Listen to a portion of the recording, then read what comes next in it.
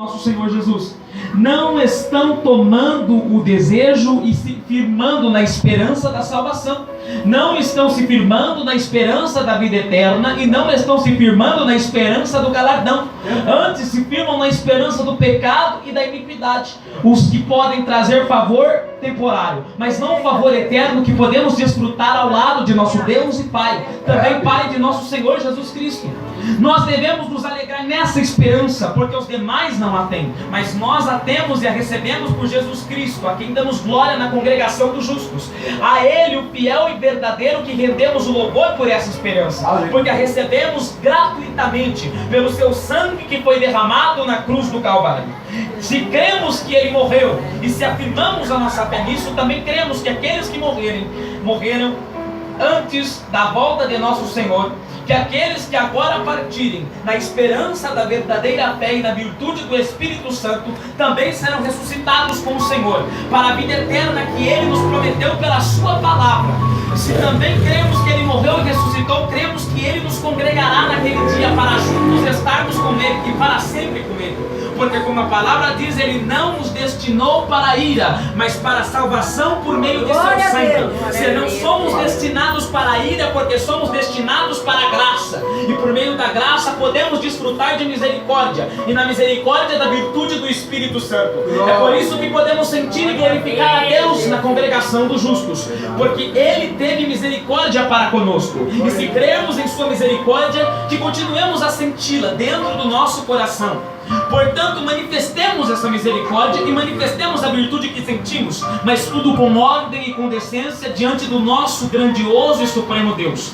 Porque nosso Senhor Jesus Cristo, a Paulo disse que os dons do Espírito são distribuídos para a nossa edificação e que edifiquemos-nos uns aos outros. Portanto, como irmãos, não deixemos de nos edificar. Se aquele que estiver do teu lado precisar de oração para a edificação, orai e não deixai de orar, porque a Bíblia diz que para todos os homens levantemos as mãos santas, sem ira e nem contenda, mas em oração e comunhão eternal e perene. Glória a Deus. Meus irmãos, portanto, entendemos, o Senhor nos deu estes dons para que pudéssemos nos edificar uns aos outros, e não a nós mesmos. Portanto, aquele que está do seu lado que te edifique, e você que está do lado dele o edifique, e não façamos nada para o escárnio, mas para a glória de nosso Deus, aquele a quem devemos a nossa vida. Entenda algo muito importante nessa palavra. Jesus Cristo demonstrou um amor por nós que não se pode explicar em palavras humanas, e a sabedoria humana não basta para explicar, porque todas estas palavras consistem em virtude de Deus, e na virtude de Deus é que podemos entendê-la, porque na sabedoria humana não há lugar para a interpretação de um mistério, e isso para nós, segundo a sabedoria humana, é mistério, mas segundo a virtude do Espírito se torna claro. E claro, porque sabemos que o seu amor foi a tal ponto que foi capaz de nos destinar à salvação e não à ira. Nós que dantes fomos blasfemos e pecadores, iníquos e transgressores, e não merecíamos nem sequer estarmos aqui hoje para levantarmos a nossa mão e enaltecermos o Senhor, estamos a salvos da ira vindoura, e salvos da ira porque Ele nos amou e não por nós. Por isso jamais nos consideremos uns melhores dos que os outros, mas consideremos a Cristo, porque Ele levou sobre si todas as nossas dores e enfermidades. Saibamos, porém, que isso não é justificativa para o pecar de ninguém, porque a ninguém o Senhor fez fraco, e a ninguém o Senhor deu tribulação insuportável. A todos o Senhor deu uma tribulação capaz de ser suportada, porque Ele intervém para o escape, e o escape pela sua misericórdia.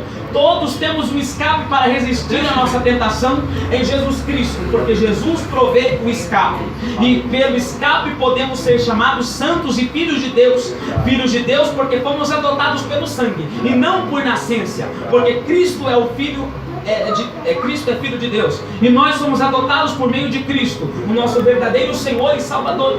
Por isso Ele também nos ensina a nos submeter às autoridades da terra, para demonstrarmos a sua autoridade superior sobre nós, considerando que Ele para sempre é o exemplo que arde em nosso coração, para sermos feitos santos em tudo o que fizermos, não perfeitos ainda nesse corpo, mas perfeitos segundo a vocação de nosso Senhor, porque em breve alcançaremos a perfeição em sua plenitude, em um corpo do qual não podemos decifrar agora. Aleluias. E os nossos olhos ainda estão vendados para este mistério. Glória a Deus. Mas quando vermos o Senhor neste novo corpo, poderemos sentir a perfeição tocar em nossa alma. O crente verdadeiro deseja a perfeição porque deseja se parecer com Jesus Cristo. Pois somente Jesus Cristo pode ser para nós um exemplo verdadeiro de fé, de amor e de santidade. Pois estando em sua humanidade, em nada atentou ao Pai, mas o respeitou e o glorificou, sendo este o verdadeiro Filho do Deus vivo. Estando em terra, em nenhum momento diminuiu a autoridade divinal que lhe era concedida. Em nenhum momento diminuiu o respeito pelo Pai, mesmo tendo a intimidade. Eu não entendo porque alguns irmãos no meio do nosso meio entendem que por intimidade podem desrespeitar a Deus e o seu santo nome. A intimidade não nos faz desrespeitosos, mas aquele que tem intimidade aprende a mais ainda respeitar a Deus, porque o conhece e está perto dele. E o que conhece a Deus treme diante de sua presença, porque a presença de Deus, de fato, assim como Moisés assentiu, não é algo qualquer, mas é algo complexo de se entender. A presença de Deus, ao invadir o nosso ser, nos prova claramente de que Ele tem uma autoridade inigualável e precisamos respeitar-lhe para cada vez mais. À medida de que sentimos esse avivamento, à medida de que sentimos essa virtude, precisamos entender que Ele tem autoridade, e por essa autoridade somos então submissos a respeitar-lhe cada dia mais e a dar-lhe louvores verdadeiros. Ele mesmo nos ensina que o Senhor descerá do céu, e nessa primeira vinda estará entre céu e terra, na atmosfera, para chamar os seus salvos à redenção final. Nessa redenção, a Bíblia diz que o Senhor trará para si os vivos e transformará enquanto estiver ressuscitando os mortos, e que os unirá para estar para sempre com Ele, livrados da tribulação.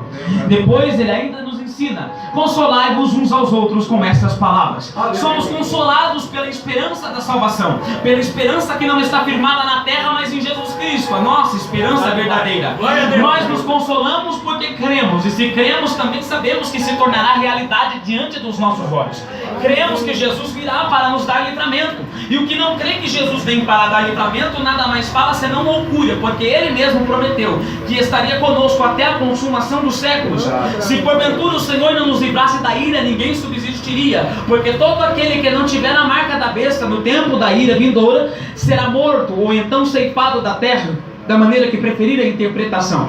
Entendemos o seguinte: você que é fiel a Deus e glorifica o nome do Senhor em todas as suas atitudes, será livrado da ira, será livrado da tribulação. Deixe-me explicar para que todos entendamos, porque a maioria de nós aqui hoje talvez não compreendamos o que essas escrituras querem dizer. Na verdade, elas são um tanto cada vez mais difíceis, porque se tratam de coisas que para muitos são mistérios, porque tentam interpretar na sua própria sabedoria. Mas nós interpretamos pelo Espírito Santo e pregamos a Jesus Cristo crucificado. Na revelação da palavra assim está escrito: o Senhor Jesus Cristo virá para dar livramento a essa tribulação. Há uma tribulação que durará um tempo de 7 anos de sofrimento. Por isso nós não podemos negligenciar o Senhor, não podemos deixar a herdade que temos em nenhum momento de nossas vidas. Nada mais nos basta senão a graça de Deus. O porquê trocar o Senhor por mínimas coisas, sabendo que Ele em breve virá para nos agregar e para então nos dar a sua salvação, porque ainda estamos nesse corpo e neste corpo nos cansamos, mas não podemos deixar a esperança que nos está cada vez mais próxima, a esperança que um dia há de aparecer no céu e chamar-nos pelo nosso nome, um nome que será novo no céu e que nos será manifesto apenas quando estivermos lá em cima. Porque estão largando a salvação por mínimas coisas, porque homens casados estão trocando as suas mulheres e não se lembram daquilo que Cristo fez, e pensam que Deus não está olhando para tal coisa, porque mulheres casadas não têm o pudor de se vestirem bem e de se lembrarem que Cristo as fez uma promessa. Esse tipo de gente não é salvo porque não está regenerado e não nasceu de novo. O Senhor não tem prazer nessas pessoas e não as levará para com Ele, porque isso está escrito e Ele cumprirá. Ele cuida para que a sua palavra seja cumprida eternamente e não deixará que as pessoas continuem a profanar o seu nome, porque Deus não se deixa escarnecer, não se deixa contaminar pelo pecado da humanidade. Em certo ponto a Bíblia diz que quando acontece a destruição pelo dilúvio, o Senhor se arrepende de ter criado a humanidade. É que hoje em dia há uma visão muito positivista redutivista e humanitista, na qual o homem está sempre no centro e o Senhor jamais se desprenderá do homem. Mas na verdade, se pecarmos voluntariamente, depois de termos recebido a graça de Deus, perderemos a nossa comunhão com o Senhor e nada mais sentiremos senão uma emoção, mas não a virtude que está em nós, porque a virtude que está em nós permanece para todo sempre. Irmãos, pelo amor de Deus, guardemos a doutrina de nosso Senhor Jesus confirmada em sua palavra. Precisam respeitar o casamento que um dia Deus lhes deu, as mulheres também. Mulheres devem respeitar os homens as mulheres. Isso está uma verdadeira vergonha no meio da igreja. Deus não permitiu divórcio, Deus não permitiu adultério, Deus não permitiu nenhuma dessas coisas. O homem está permitindo tudo, e quem não concordar, que fique sem concordar. É assim que a palavra ensina. Um homem casado não olha para outras mulheres, porque a Bíblia diz que isso já é adultério mental, ao levar ao coração, ao intelecto. Então outros que também se casam mais de 5 vezes, hoje em dia nós encontramos, e depois querem se dar uma de cooperador, disso e daquilo. Não, meus irmãos, não é assim que as coisas funcionam. Uma coisa é os problemas que se encontram no meio do casamento. O próprio apóstolo Paulo vai falar sobre isso em 1 Coríntios 7. Mas uma outra coisa é o fato de estar no relacionamento e não conseguir vencer as tentações, viver adulterando e depois simplesmente se casar novamente. Se você está aí, uma pessoa adultera e outro dia já está casando, por quê? Porque nem sente mais o Espírito Santo incomodar. Acabou de adulterar e não sente nada por aquele relacionamento. Por quê? Porque fez a vontade de Satanás, e ao fazer a vontade de Satanás perdeu totalmente a comunhão com Deus. Isso se percebe. Ou seja, o adultério já não significa mais nada. O pecado não significa mais nada. Nós estamos num tempo em que as pessoas não querem mais orar, em que as pessoas não querem mais jejuar, em que as pessoas só querem saber de cantar e pregar, e não é assim que as coisas funcionam. Enquanto tem muita gente pregando aqui, tem gente morrendo lá fora, e esses ninguém quer falar. Ninguém quer pregar a verdade para as pessoas que realmente precisam. Só querem pregar no púlpito porque é mais fácil. Aqui não tem perseguição, aqui não tem ninguém tacando pedra na igreja. É muito fácil chegar aqui, colocar uma vestimenta adequada, vir à igreja e então depois voltar para casa da mesma maneira. E na verdade é mais fácil ainda viver apenas pregando o evangelho para pessoas que já foram regeneradas. O difícil é você chegar a alguém que está passando por uma situação difícil lá fora e apresentar Jesus Cristo a essa pessoa. Quem vive glorificando a Deus, profetizando, mas não tem a caridade dentro do coração, não adianta, não salva, irmãos. Porque você pode falar na língua dos homens, na língua dos anjos, mas se o amor não estiver no seu coração, de nada adianta.